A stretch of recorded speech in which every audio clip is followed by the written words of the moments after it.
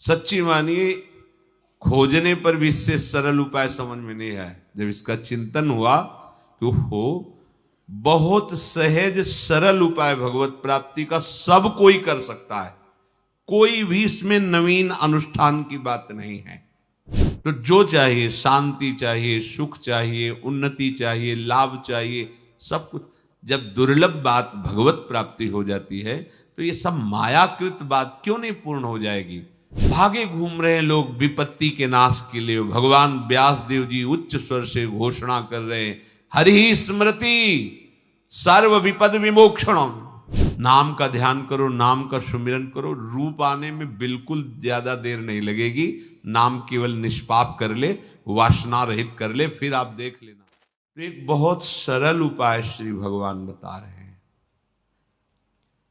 कि आप भोगों के बीच में रहते हुए, मर्यादा से भोगों को भोगते हुए भी भगवत प्राप्ति कर सकते हैं। ये भगवान ने बहुत करुणा करके बात कही है। पहले तो हमको प्रभु इस श्लोक में ये समझा रहे हैं कि मैं ही सबका मालिक हूं, स्वामी हूं, और मैं ही सब भोगता हूं। प्रभु कह रहे, अहम ही सर्वयज्ञानाम भोक्ता च प्रभुरेव च न तु मामाभिजानन्ति तत्वे नातश्च्यवन्ति ते। मैं संपूर्ण यज्ञों का भोक्ता हूं। यज्ञ माने होता है कर्तव्य कर्म। यज्ञ का मतलब जिसमें स्वाहा उच्चारण किया जाता है उतना ही नहीं। यहां यज्ञ का तात्पर्य है जो भी आप सत्कार्य करते हैं, दान, तपस्या, तीर्थ, व्रत, संयम, नियम, जो भी करते हैं वो सब यज्ञ के अंतर्गत आता है। चाहे वो व्यवहारिक कार्य हो, शारीरिक या परमार्थिक।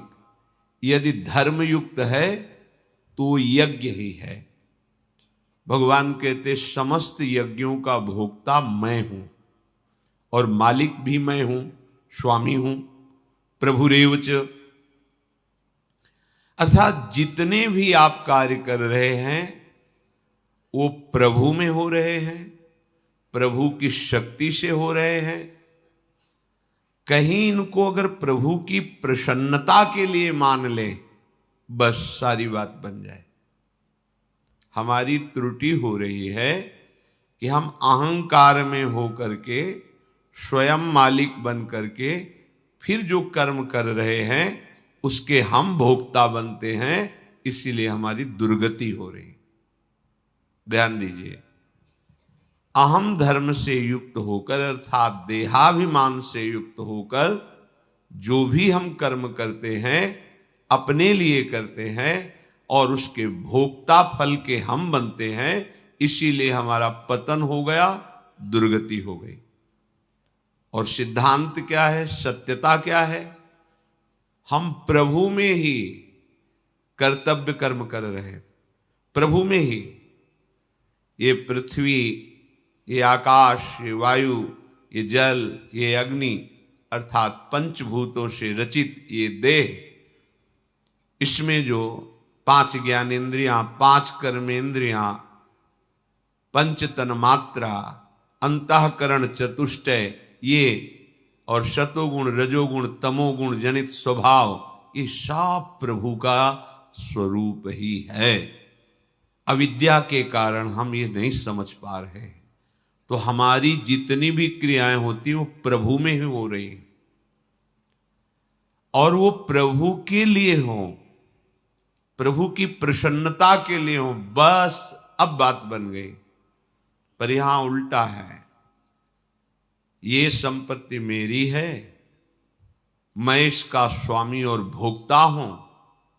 और यहां प्रभु कह रहे हैं, अहम ही सर्वज्ञानाम भोक्ता च प्रभुरेव च, मैं सबका स्वामी हूं। तो फिर माया धज्जियां उड़ा देती है कि हमारे प्रभु स्वामी और तुम यहां मालिक बन रहे हो, तो दिखाओ तुम्हारी क्षमता कितनी है। दुर्गति प्राप्त हो जाती है। बहुत सहज सरल भगवत प्राप्ति का उपाय। सच्ची मानिए, खोजने पर भी इससे सरल उपाय समझ में नहीं आया। जब इसका चिंतन हुआ कि हो बहुत सहज सरल उपाय भगवत प्राप्ति का, सब कोई कर सकता है, कोई भी इसमें नवीन अनुष्ठान की बात नहीं है। जो शरीर का राग, भोगों का राग, जो भी हमें फंसाए हुए है, उसमें एक विष है, एक जहर है, जिसे हम जान नहीं पा रहे। जैसे संख्या खुला जहर है, सब कोई जानता है, लेकिन वैद्य जब उसे शोध देता है तो बड़े बड़े असाध्य रोगों को नष्ट कर देता है, दमादी बीमारियों को नष्ट कर देता है। ऐसे इस प्रकृति की कोई भी ऐसी वस्तु नहीं जो निर्दोष हो। सब में एक महान दोष है, राग, आसक्ति। कोई भी क्रिया, कोई भी भोग, कोई भी शरीर, वो आसक्त करता है जीव को। ध्यान से सुनिए, ये अध्यात्म है। यहां कोई भी ऐसी वस्तु है ही नहीं जिसमें आसक्ति ना हो। छोटी सी छोटी वस्तु भी अपना प्रभाव दिखाकर हमें आसक्त कर लेती है, और यही आसक्ति हमारे पतन का कारण बनती है। भगवान कह रहे, न तो मामा भी जानंती तत्वे नातस च्यवंती ते। उसका पतन हो जाता है जो इस बात को नहीं समझ पाता। कोई भी वस्तु, कोई भी शरीर, सब में एक दोष है, राग। वो बांधता है, आसक्ति घसीटता है। अब हम इसके बिना जी नहीं सकते, ऐसा अनुभव कराता है। राग बांधता है, और जब तक ये राग बंधन नहीं नष्ट होगा तब तक आप भगवत प्राप्ति नहीं कर सकते। परिक्रमा दे के आ रहे थे, फिर बिहारी जी, राधा वल्लभ जी के दर्शन किए, तो बिहारी जी के दर्शन करके सामने गली से निकले, वहां इमरती बन रही थी। दृष्टि गई, मन है। अब भिक्षावृत्ति से जीते थे, पैसे तो पास थे नहीं, बहानेबाज मन है। बढ़िया गरम गरम बन रही, अगर मिलती तो श्री जी को अर्पित करके पाते। श्री जी को अर्पित करना तो बहाना था, वस्तुतः रसेंद्री और मन ने मिलकर एक चाल चली। 4 कदम बड़े होंगे कि ब्रजवासी ने दंडोत बाबा 50 रुपए दिए। जो इच्छा करी हो मन माही, हरि प्रसाद कछ दुर्लभ ना है। तुरंत मुड़े, इमरती ली। जीव ही इमरती ली, ग्लानि हुई, अरे इतनी छोटी सी वस्तु ने कदम लड़खड़ा दिए, इच्छा प्रकट हो गई, वस्तु ले ली। सीधे गुरुदेव भगवान के पास गए। महाराज जी, ये लाडली कुंज में महाराज जी, ये मन बड़ा विचित्र है, ऐसा ऐसा देखा और फिर 50 रुपये मिले, ये इमरती लाए।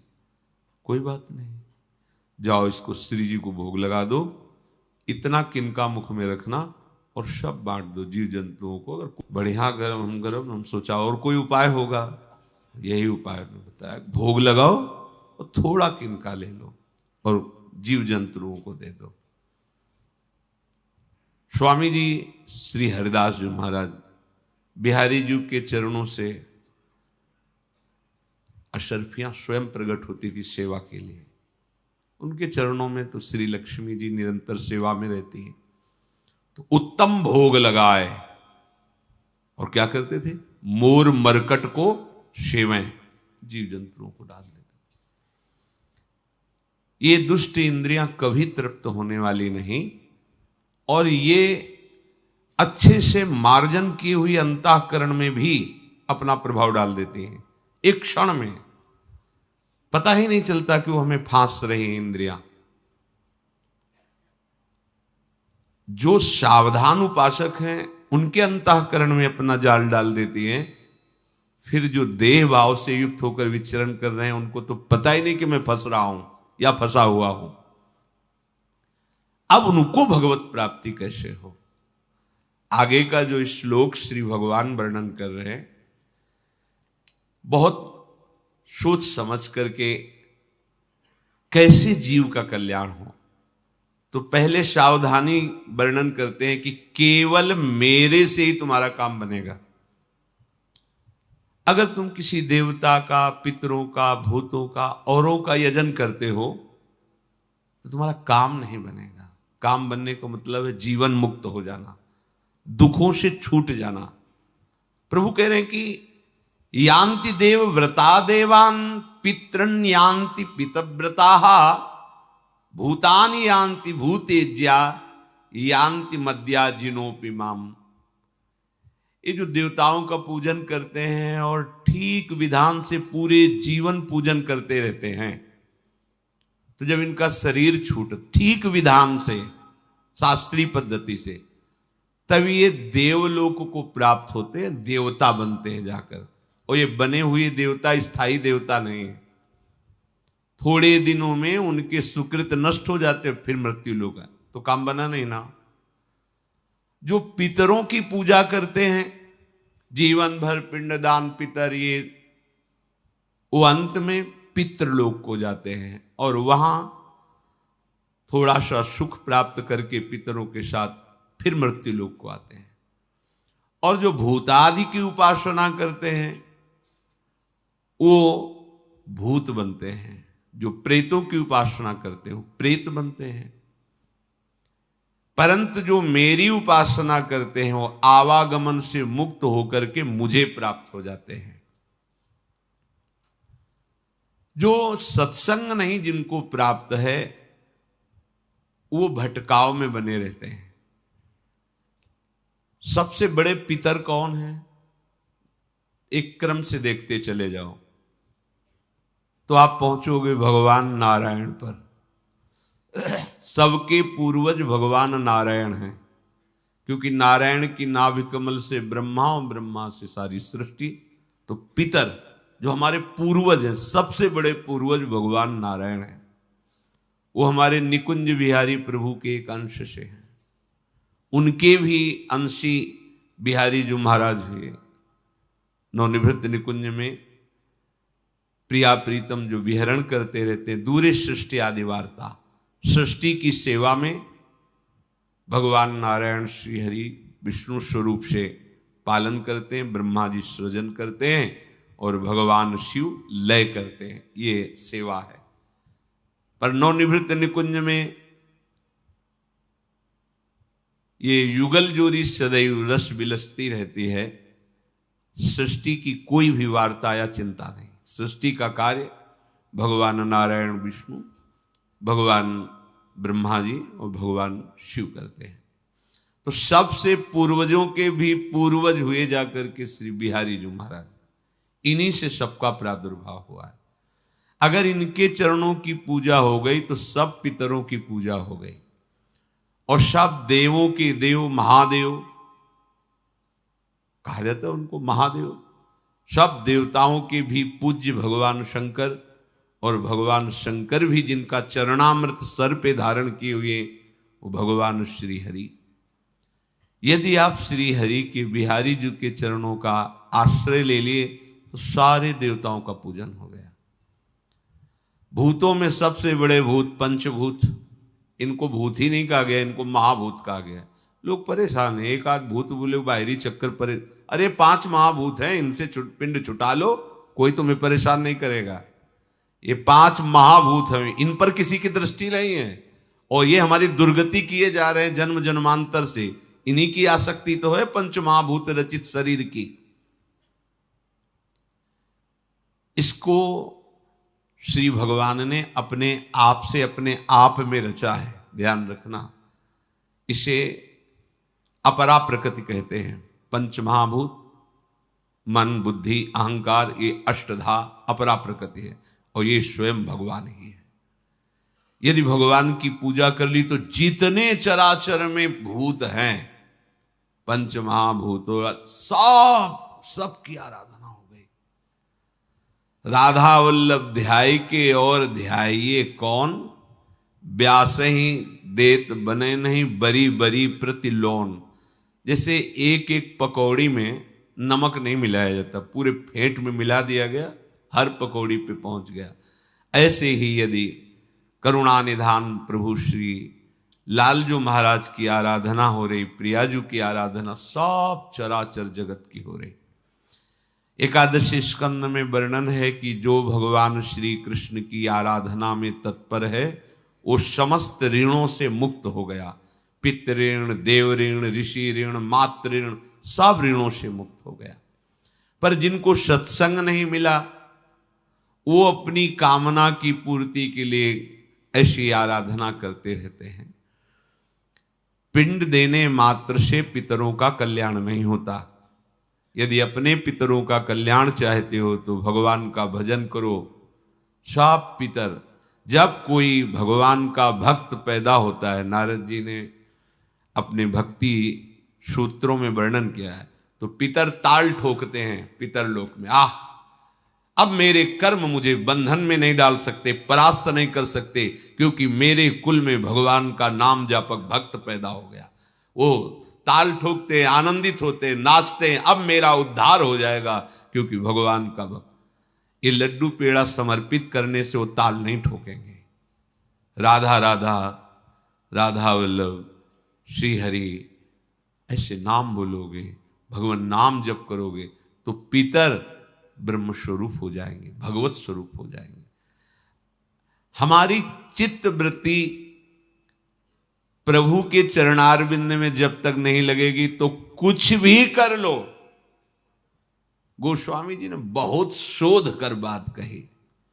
राम राम राम जी जौलो तू न जपी है, तौलो तू कहूं जाए, तिहू ताप तपी है, सुरसर तीर बिन नीर दुख पाई है, सुरतर उतरे तो ही दारिद सताई है। हाँ, यदि तूने भगवान नाम जप नहीं किया, हरि नाम जप नहीं किया तो भाग तू कहां भाग के जाएगा। ये दैहिक दैविक भौतिक ताप ये तुझे जलाकर राख कर देंगे, कोई नहीं तुझे बचा सकता। तो हमारा मनुष्य जीवन ऐसा नहीं मिला है कि हम कहीं ऊंचे पदों में जाएं फिर खोपड़ी के बल नीचे गिरे। नहीं, हमको एक ऐसा मार्ग चयन करना है कि फिर मेरा आवागमन न हो। सदैव भगवान के नित्य धाम के हम वासी हैं, बिछुड़ गए माया के आकर्षण में। अब हमें भगवान के पार्षदों से पता चला कि हमारा स्वरूप पार्षद है और हम भगवान के हैं। अब हमें वापस चलना है, कहीं भटकना नहीं। जैसे कई लोग प्रश्न करते हैं कि हमारी सेवा में तो अमुक अमुक अमुक अमुक विराजमान है। अच्छा है, प्रारंभिक साधना यहीं से प्रारंभ होती, सबकी होती है यहीं से। पर भक्ति का रंग नहीं आएगा, भक्ति का रंग आएगा एक पर आने पर। गुरु प्रदत्त नाम, गुरु प्रदत्त रूप, गुरु प्रदत्त उपासना पकड़ लीजिए, सीधे भगवत प्राप्ति के मार्ग में आगे बढ़ जाएंगे। तो आपको लगता है मुझे भगवत प्राप्ति नहीं चाहिए, तो जो चाहिए, शांति चाहिए, सुख चाहिए, उन्नति चाहिए, लाभ चाहिए, सब कुछ। जब दुर्लभ बात भगवत प्राप्ति हो जाती है तो ये सब मायाकृत बात क्यों नहीं पूर्ण हो जाएगी। एकमात्र प्रभु श्री हरि का। भागे घूम रहे लोग विपत्ति के नाश के लिए। भगवान व्यास देव जी उच्च स्वर से घोषणा कर रहे हैं, हरि स्मृति सर्व विपद विमोक्षणम। प्रभु श्री हरि का स्मरण करो, सारी विपत्तियां नष्ट हो जाएंगी। मान नहीं रहे, सोच रहे इधर उधर राख जंतुर और कलावा से विपत्तियां दूर हो जाएंगी। बिल्कुल भ्रम में मत फंसो, इन मायाकृत बातों से माया का नाश नहीं होगा। मायापति श्री हरि का आश्रय लो, भजन करो तो तुम्हारी बुद्धि शुद्ध हो जाएगी। शुद्ध बुद्धि से भगवत समर्पित कर्म होंगे। भगवत समर्पित कर्म शुभ अशुभ कर्म को भस्म करके भगवत प्राप्ति करा देगा, परमानंदमय हो जाओगे। प्रभु कह रहे हैं तुम्हारे भाव में यदि ये बात सत्संग के द्वारा बैठ गई है कि सब आराधना का फल है आराध्य देव प्रिया प्रीतम के चरणों की उपासना पाना।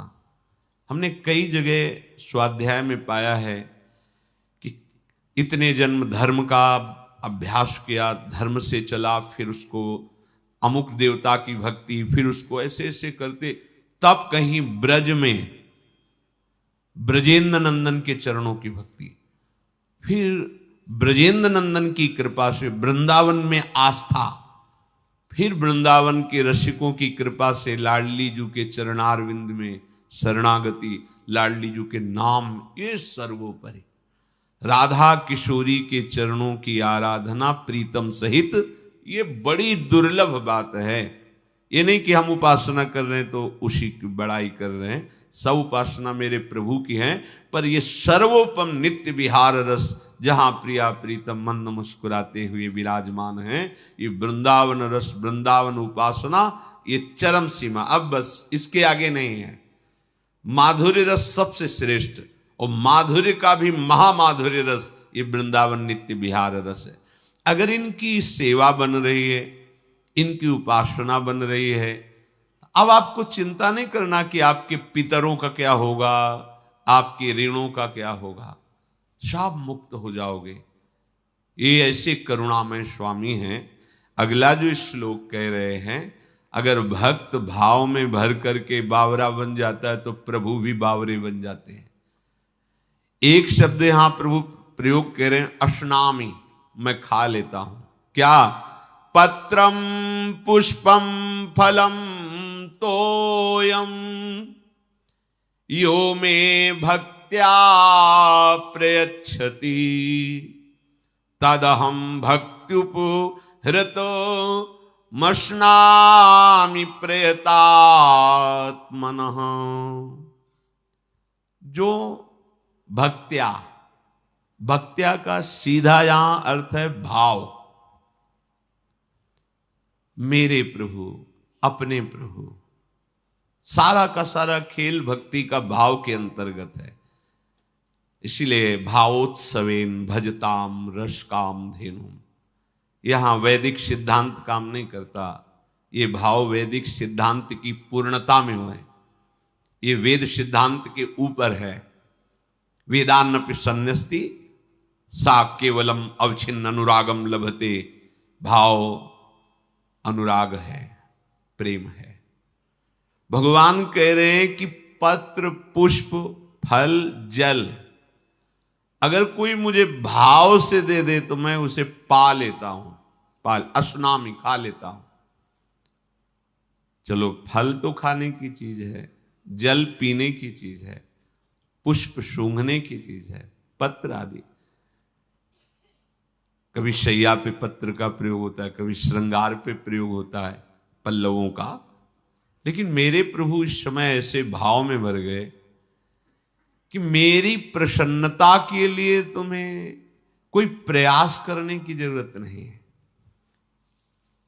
इसमें बोले होते कि हीरे का हार और सोने का मुकुट और सोने का छत्र, तो अपने लोग हाथ जोड़ देते कि ये बड़े लोग आराधना कर सकते हैं, जो धनी मानी हैं अपने तो गरीब अकिंचन हैं। कैसे हो पाएगा? कैसा करुणा में प्रभु वचन बोल रहे, ये चारों चीजें सबके पास हो सकती, सबके पास। पत्र किसी भी, जरूरी नहीं है कोई भी पत्र, कोमल नवीन कोमल पत्र है प्रभु के सामने से 4 पत्ते से बिछा दिए, करुणा में प्रभु आपका आसन आस पर विराजमान हो। किसलय दल सैया, कोमल कोमल किसलयों की। कोई भी पुष्प, वृंदावन का तो कोई भी पुष्प, करोड़ों के बाहर से पुष्प मंगाओ, एक पुष्प की समानता नहीं कर सकता, ध्यान रखना। वृंदावन के किसी एक छोटी सी लता का एक पुष्प बाहर के करोड़ों रुपए के पुष्प ये समानता नहीं कर सकते वृंदावन के पुष्प की। इसलिए कई बार प्रार्थना की है कि अब तो जिसे हम दुर्भाग्य कहते हैं वो जागृत हो गया है। अब जो जमीन लेता है तो महंगी जमीन है, तो पहला काम होता है जमीन लेने वाले का लताओं का नाश कर देना। लताओं के प्रति ममता नहीं रह गई, तो यहां बिल्डिंग में बैठ करके प्रिया प्रीतम की भजन वृत्ति तुम्हारे अंदर नहीं जागृत होगी यदि लताओं को काट दिया तो। जब तक आपके हृदय में भाव नहीं आ रहा, भाव आता है जैसे अपने बच्चे को पवाते हैं तो कैसे पवाते हैं, कोई कामना होती है क्या? नहीं। अगर वो एक घूंट दूध पीने के बाद गिलास रख दे तो आपको नहीं, अगर पूरा गिलास पियोगे ना तो तुमको ये टॉफी देंगे, ये देंगे। कितना दुलार करके उसे पूरा गिलास पिलाने के लिए प्रयास करते। क्यों? क्योंकि अपना बच्चा है ना। पराया बच्चा हो तो ऐसा प्रयास नहीं करेंगे, अपना बच्चा है। प्रभु से भाव तभी बनता है जब अपना संबंध होता है। ईश्वर और जीव का संबंध तो शास्त्र प्रमाण से है ही, पर ये मुक्त होने के लिए ठीक है, लेकिन प्रेम के लिए ईश्वर जीव संबंध, भाव संबंध, हमारे यहां आचार्यों ने, महापुरुषों ने भाव संबंध स्थापित किया है। प्रभु से अपना भाव संबंध, मेरे यार हैं ठाकुर, मेरे प्यार हैं ठाकुर। जैसे लोग कहने लगते हैं कि हमने तो देखा नहीं तो कैसे प्यार करें। अज्ञान जनित बात है तुम्हारी, देख नहीं पा रहे हो, हैं सामने, पर देखने के लिए तुम्हें गुरु से नेत्र मिलेंगे। चक्षुरुन्मीलितम में, तुम्हारे वो नेत्र बंद है जिनसे भगवत दर्शन होता है, वो गुरु कृपा से खुलते हैं। अभी वो उन्मीलित नेत्र नहीं, अभी मीलित है। गुरु कृपा होगी कैसे? जो नाम मंत्र मिला है उसे जपो, नाम का ध्यान करो, नाम का सुमिरन करो। रूप आने में बिल्कुल ज्यादा देर नहीं लगेगी। नाम केवल निष्पाप कर ले, वासना रहित कर ले, फिर आप देख लेना रूप ही रूप छाया रहेगा। रूप छके घूमत रहे, तन को तनिक न